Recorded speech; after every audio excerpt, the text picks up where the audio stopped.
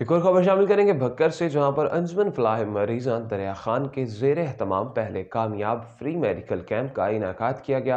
मुस्तहिक मरीजों के मुफ्त चेकअप के अलावा मुफ्त अद्वियात भी फराहम की गई। तफसीलात के मुताबिक गुज़िश्ता रोज स्पोर्ट्स जिमनेजियम दरिया खान में अंजुमन फलाह मरीज़ां दरिया खान के ज़ेर इंतजाम और medical social officer Malik Mohammad Irfan की ज़ेर निगरानी पहला एक रोज़ा फ्री मेडिकल कैंप मुनाकिद किया गया। मेडिकल कैंप में डॉक्टर वसीम अख्तर अंसारी और डॉक्टर मोहम्मद आसम चीना ने मुख्तलिफ अमराज के शिकार दर्जनों अफराद का मुफ्त तिबी मुआयना किया।